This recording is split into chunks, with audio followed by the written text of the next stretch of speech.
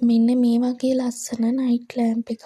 එයාට තෑගි දෙමුද මේක වෙන්නේ රුපියල් 900යි. මේකේ USB කේබල් එකකුත් ඔයාලට ෆ්‍රී හම්බෙනවා.